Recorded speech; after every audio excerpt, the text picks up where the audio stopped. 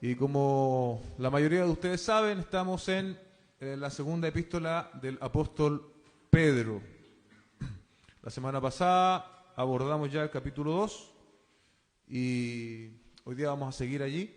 Así que busque ahí en su Biblia, segunda de Pedro, capítulo 2, versos 4 al 9. También saludamos a todos los hermanos que están ahí a través de la página de la iglesia. Un caluroso saludo también para ellos.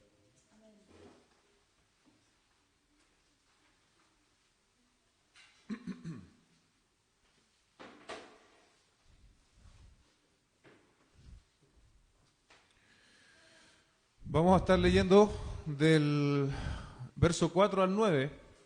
Esa va a ser nuestra porción bíblica esta mañana, verso 4 al 9 inclusive. ¿Lo tiene ya? Vamos a leer en el nombre del Señor. Porque Dios no perdonó a los ángeles cuando pecaron, sino que los arrojó al infierno y los entregó a fosos de tinieblas, reservados para juicio. Tampoco perdonó al mundo antiguo, sino que guardó a Noé, un predicador de justicia, con otros 7, cuando trajo el diluvio sobre el mundo de los impíos. También condenó a la destrucción las ciudades de Sodoma y Gomorra, reduciéndolas a cenizas, poniéndolas de ejemplo para los que habrían de vivir impíamente después. Además rescató al justo Lot, abrumado por la conducta sensual de hombres libertinos, porque ese justo, por lo que veía y oía mientras vivía entre ellos, diariamente sentía su alma justa atormentada por las iniquidades de ellos. El Señor, pues, sabe rescatar de tentación a los piadosos y reservar a los injustos bajo castigo para el día del juicio. Santo Dios, hemos leído tu palabra, te pido que tú nos hables esta mañana. Necesitamos este alimento que entendemos que solo tú nos puedes dar, Señor. Utiliza esta mañana al predicador, abre los oídos de la congregación también, para que este alimento espiritual sea nutritivo, Señor, a nuestro espíritu y podamos ser fortalecidos. Te lo ruego, esto en el nombre del Señor Jesucristo. Amén y amén. El título de esta predicación se desprende básicamente de la semana anterior, pronóstico contra los falsos maestros. Como hemos podido ver, en este capítulo 2 prácticamente no hay pausa, hermanos. Y hoy nos damos cuenta de ello, pues la semana pasada utilizamos la analogía de la enfermedad y hablábamos que si la falsa doctrina es una enfermedad, podíamos hablar de los agentes que la causan, y identificamos en ese escenario a los falsos maestros, los síntomas que produce la falsa doctrina y el pronóstico en contra de los falsos maestros. No sé si usted lo recuerda. Ahora, por decirlo así, vamos a estar amplificando, ¿cierto?, el último punto, donde hablábamos del pronóstico en contra de los falsos maestros. Es lo que Pedro pasa a hacer. Por ejemplo, en el verso 3 de la semana pasada decía: en avaricia los explotarán con palabras falsas. El juicio de ellos desde hace mucho tiempo no está ocioso, ni su perdición dormida. Pedro entonces ahora, en lo que vamos a ver esta mañana, procede a dar antecedentes del actuar de Dios, no solo en el contexto particular de sus destinatarios, sino a través del relato bíblico, y pasa a dar ejemplos. Y aquí vemos, ¿cierto?, algo también de la inmutabilidad de Dios respecto del trato en contra de aquellos que son capaces de tergiversar su verdad. La historia bíblica, ¿cierto?, da cuenta de eso. Dios trajo juicio y traerá también juicio a los falsos maestros en toda época. Yo la semana pasada utilizaba una palabra algo rebuscada, ¿cierto?, o sea, intemporalmente.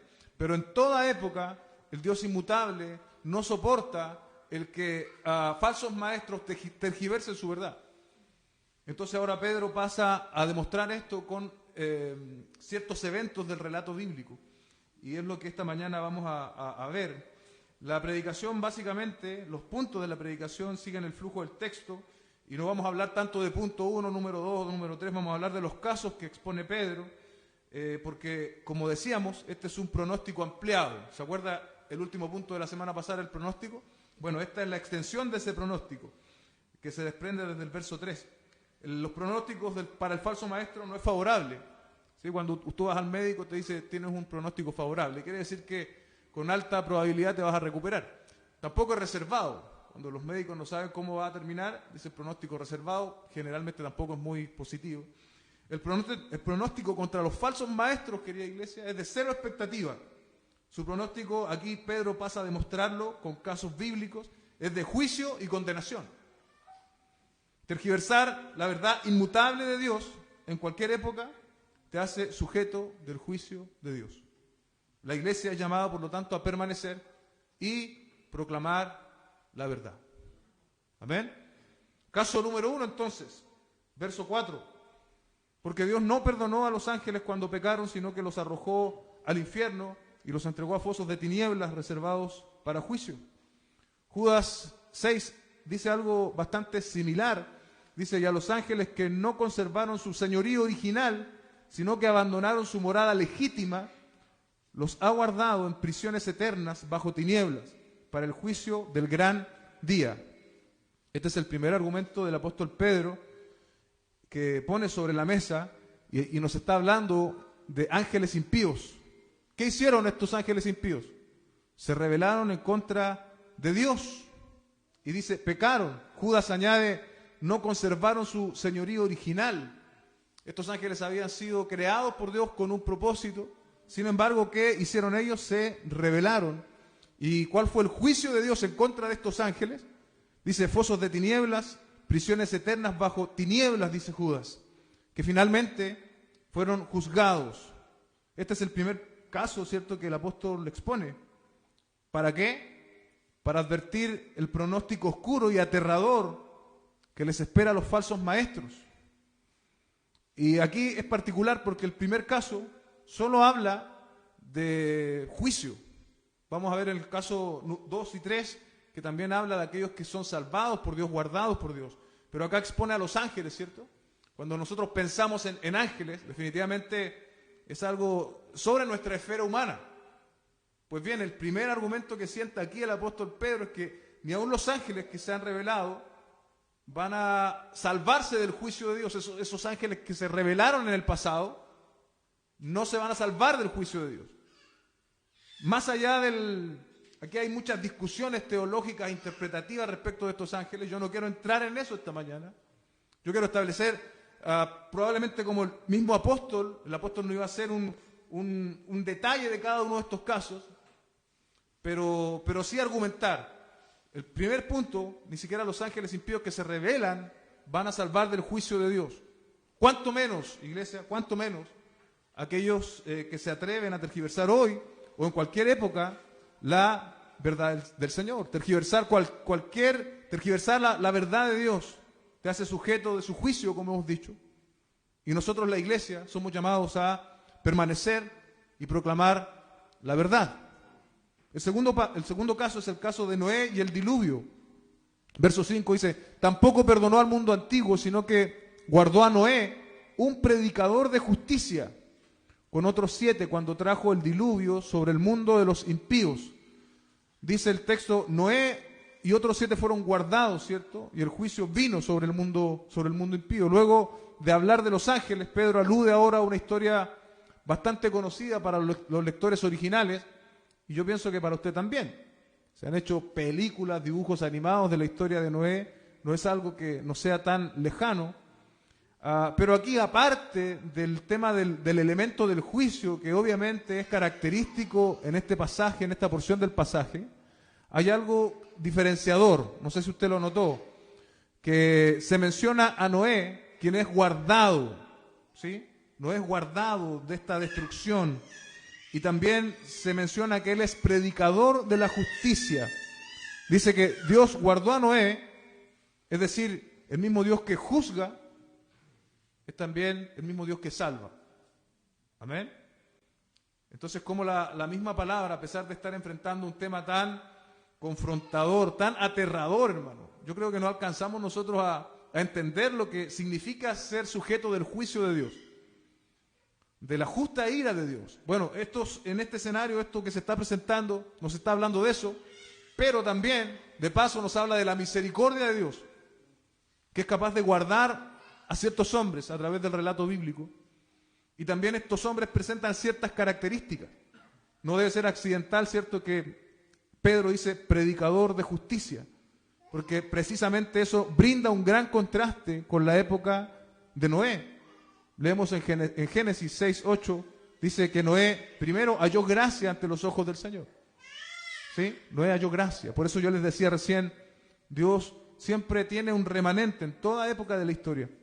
Luego añade en 6:12, dice que así estas eran las características de ese tiempo, en el tiempo de Noé. Dios miró a la tierra y vio que estaba corrompida, porque toda carne había corrompido su camino sobre la tierra. En medio de dicho contexto, ¿cierto?, dice que Noé había hallado gracia, según el texto que habíamos leído recién, y se ganó el título en ese contexto de perversión, de corrupción moral, de predicador de justicia. Esto nos ofrece precisamente un gran contraste contra lo que son los falsos maestros, iglesia. En el contexto de Noé, en el contexto del apóstol Pedro y en nuestro propio contexto, cuando miramos estos pasajes, y lo mismo sucede con la historia posterior de Sodoma y Gomorra, dice, mira con atención esto, dice, Dios miró a la tierra y vio que estaba corrompida, toda carne se había corrompido de su camino. ¿No le suena familiar esta descripción? ¿No es como si estuviese hablando de hoy también? Ahora, frente a ese escenario, ¿cierto?, de corrupción, ¿cómo juzgó Dios? Génesis 6:13 dijo, entonces Dios dijo a Noé, he decidido poner fin a toda carne, porque la tierra está llena de violencia por causa de ellos. Por eso voy a destruirlos junto con la tierra. Y aquí viene lo extraordinario del texto, hermanos. Algo tan dantesco, como se dice, algo tan grandioso. El mismo Dios que había creado en Génesis, capítulo 1, con el poder de su palabra, ahora producto del pecado y la tergiversación y la corrupción moral de los hombres, una rebeldía absoluta en contra de Dios, decide reversar esa creación. Y ahora, ¿qué es lo extraordinario, hermanos? Que este evento que el apóstol está escribiendo, ahora lo está aplicando hacia los falsos maestros. Yo creo que a veces nosotros, me incluyo, no alcanzamos a darnos cuenta de lo grave que es tergiversar la verdad de Dios. Y probablemente en el contexto de Pedro tampoco lo consideraban mucho. Porque el apóstol Pedro, si hubiese sido algo que ellos manejaban, hubiese mencionado a los ángeles. Dios condenó a los ángeles. Pero sin embargo, les presenta tres argumentos. Tres argumentos. El primero de ellos, ¿cierto?, donde la sociedad se había corrompido, había abandonado a Dios, había olvidado a Dios por completo, y Dios había decidido reversar, en otras palabras, la creación, trayendo un diluvio de proporciones mundiales para acabar con todo, pero aún en ese juicio Dios había reservado a Noé y a otros 7. Y debe también llamar la atención la característica de Noé, predicador de justicia. Nosotros, iglesia, en este contexto, ¿cierto?, de disolución moral, de perversión de la verdad, tenemos que hacer eco de lo que también fue Noé, un predicador de justicia. Predicador de justicia. No debemos acomodarnos, amoldearnos, no debemos silenciarnos, aunque esta sociedad esté corrompiéndose día tras día. Nosotros debemos anunciar las virtudes de aquel que nos llamó de tinieblas a luz. Ya no estamos en tinieblas. Ahora hemos sido alcanzados y hemos sido alcanzados precisamente para proclamar con valentía la verdad del Señor. Pedro está, por lo tanto, trayendo esta advertencia solemne en contra de la corrupción generalizada y pecaminosa de su época, pero está utilizando la historia de Noé, donde Dios trajo el diluvio como juicio. Ahora está aplicando esta verdad a aquellos que estaban pervirtiendo la verdad del Evangelio, que también pueden esperar lo mismo. Pueden esperar lo mismo. La justicia de Dios va a ser ejecutada. Corromper la verdad de Dios es tan condenatorio como el estilo de vida pecaminoso de la época de Noé. Tergiversar la verdad inmutable de Dios en cualquier época, Noé, Pedro, la nuestra, los 2000 años de iglesia, te hace sujeto del juicio de Dios Y nosotros somos llamados como iglesia, como creyentes, a permanecer y a proclamar su verdad. El tercer caso, el caso de Lot, Sodoma y Gomorra.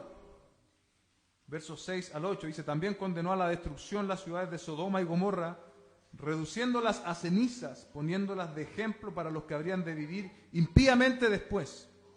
Además rescató al justo Lot, abrumado por la conducta sensual de hombres libertinos, porque ese justo, por lo que veía y oía mientras veía entre ellos, diariamente sentía su alma justa atormentada por las iniquidades de ellos.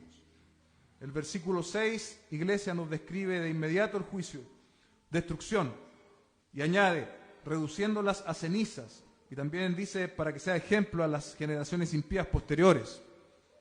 Si Pedro no le bastó dar el ejemplo, decíamos, de los ángeles, no le bastó dar el ejemplo del diluvio de Noé, ahora suma otro bastante agresivo, ¿cierto?, que es la destrucción de Sodoma y Gomorra, digo bien.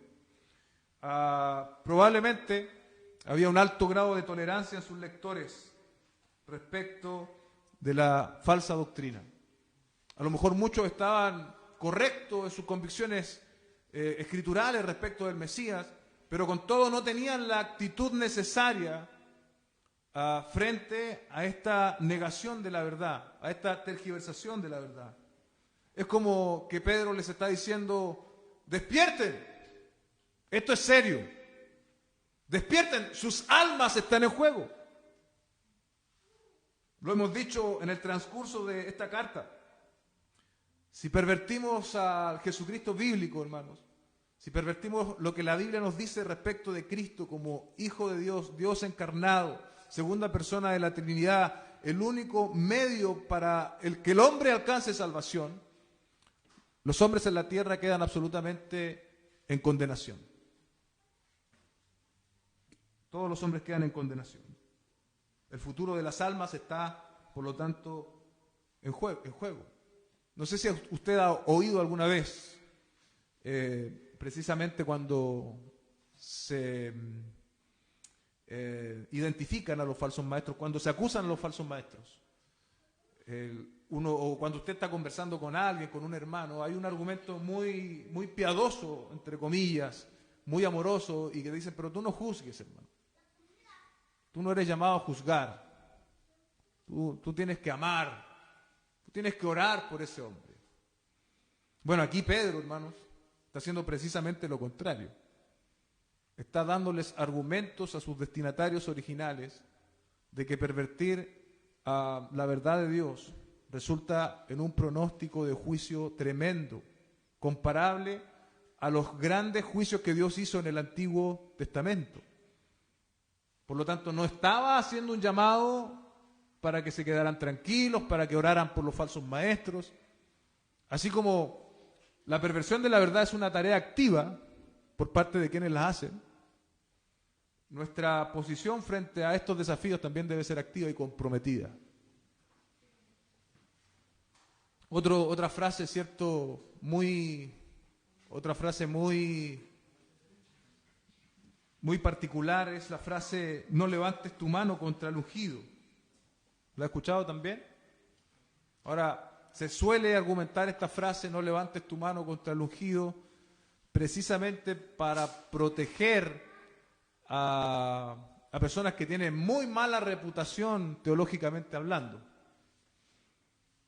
Bueno, todas estas frases, pienso yo, acusan un sentimiento contemporáneo, tal vez análogo a lo que estaba pasando en el contexto del apóstol Pedro. A veces mal entendemos nosotros el amor, ¿sí? Pero el amor, hermanos, está sustentado en la verdad. ¿Amén? Dice Génesis 13:13, pero los hombres de Sodoma eran malos y pecadores en gran manera contra el Señor. Ese Génesis 13:13 hablando, ¿cierto?, cuando Lot se separa de Abraham, ya había un antecedente previo. Estas ciudades, dice, eran pecadores en gran manera en contra del Señor.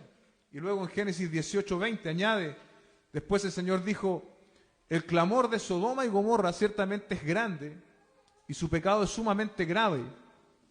Esto es previo a traer el juicio. Este pasaje nos complementa, ¿cierto?, el escenario de perversión. Y cuando usted lee el pasaje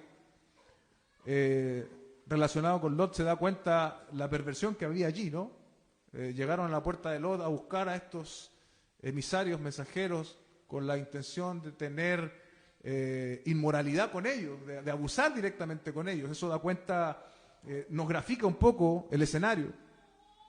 Y de paso, ¿cierto?, lo que está descrito acá de Lot nos complementa mucho, porque si tú lees solo el Antiguo Testamento, no alcanzamos a percibir estos aspectos que Pedro menciona respecto de Lot. Pero ahora sí, aquí se le declara justo. Se declara que también él estaba abrumado y su alma justa estaba atormentada por el estilo de vida moralmente reprobable que había en Sodoma y Gomorra. Pregunta para nosotros, iglesia, esta mañana: ¿cómo nos afecta el estilo de vida del mundo? ¿Estamos abrumados? ¿Nuestra alma justa se ve atormentada con el estilo de vida de las personas? ¿O más bien estamos acostumbrándonos? Y una pregunta incluso más relacionada con el propio texto: ¿qué despierta en nosotros cuando las doctrinas, cuando la verdad bíblica es desafiada? ¿Nos abruma, nos atormenta? ¿O quedamos impávidos? Estos pecados, hermanos, son tan condenatorios y merecedores de juicio como lo es la falsa doctrina.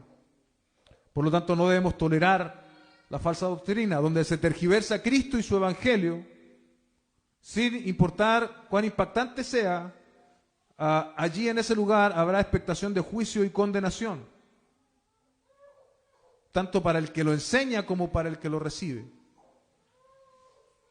Imagino que la postura del apóstol Pedro, ¿cierto?, era principalmente proteger a la iglesia. Por lo tanto, esto no es solo un llamado de alerta en contra de los falsos maestros. El falso maestro generalmente va a quedar como falso maestro y va a ser sujeto precisamente del juicio de Dios. Luego, es un llamado para nosotros para estar alerta.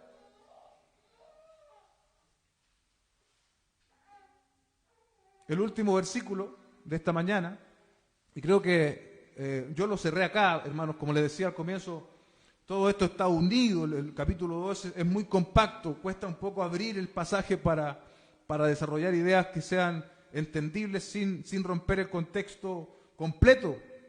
Pero el verso 9 yo lo veo como un cierre de estos 3 ejemplos que el apóstol Pedro está brindando para los que pervierten la verdad de Jesucristo en su época. Había condenación, porque hubo condenación y juicio para los ángeles. Hubo condenación también en la época de Noé en contra del diluvio, o en el diluvio más bien dicho, y en Sodoma y Gomorra. Todos estos actos de juicio de Dios son igualmente aplicables y van a ser igualmente aplicables en el día del juicio en contra de aquellos que pervierten la verdad de Jesucristo.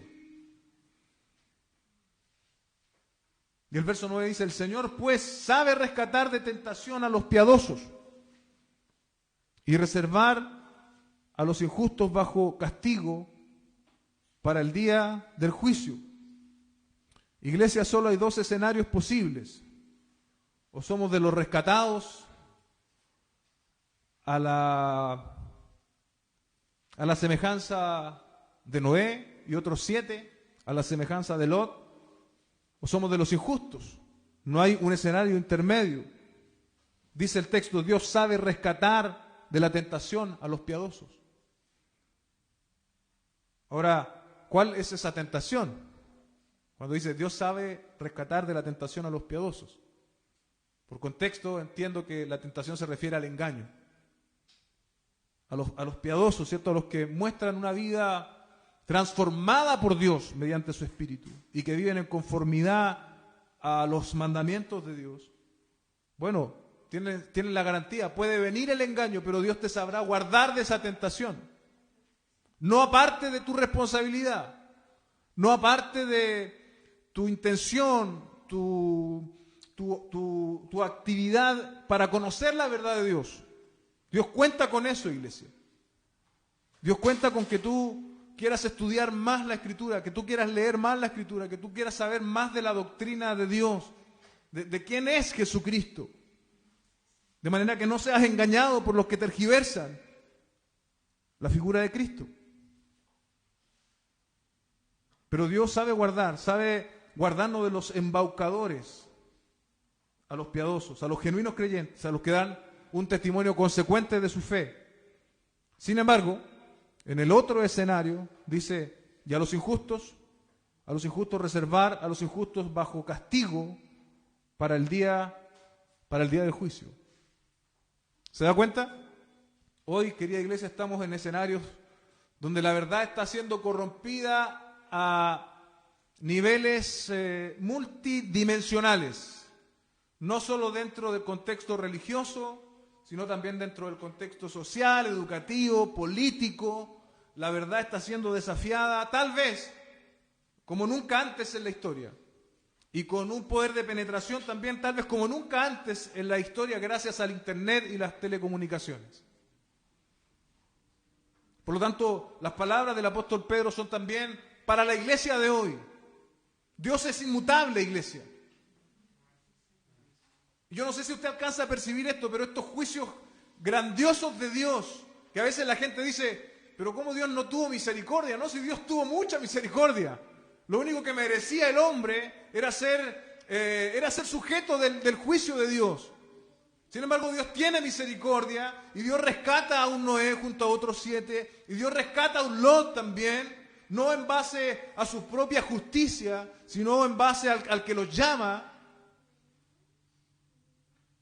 Y Dios también en este tiempo tiene a su iglesia comprada por precio de sangre en la persona de Jesucristo. No por tus méritos, no por los míos, no porque yo sepa brindarle algo al Señor, sino solo por su gracia.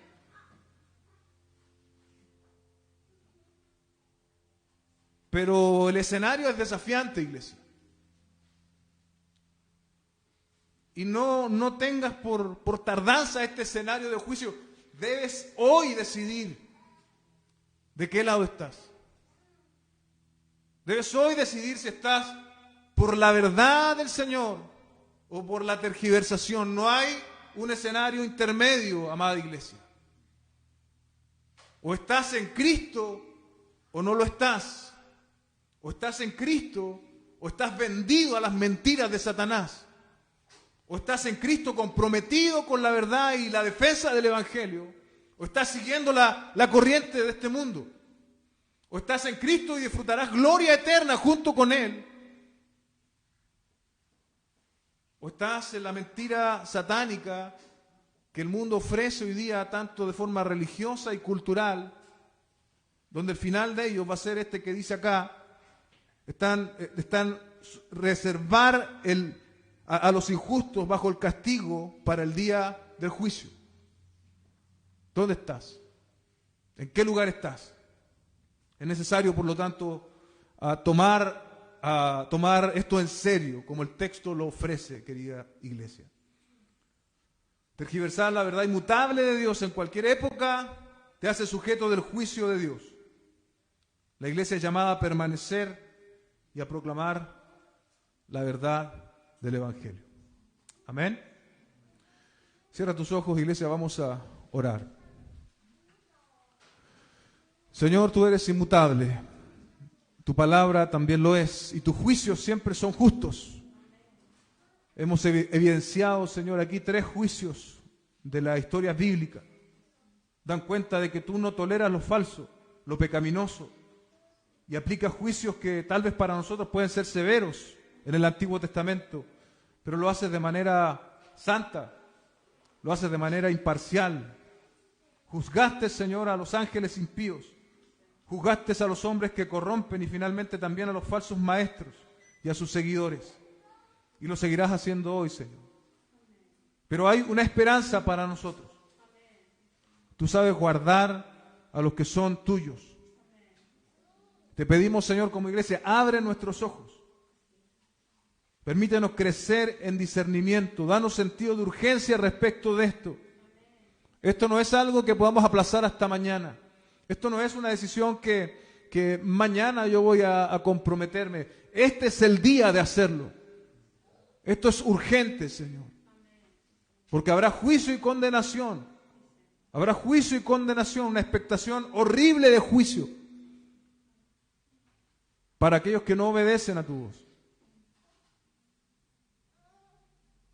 Pero también, Señor, tú guardas a aquellos que viven vidas piadosas, dice el texto. Fortalece nuestro discernimiento. No nos permita ser seducidos por los inconstantes, Señor.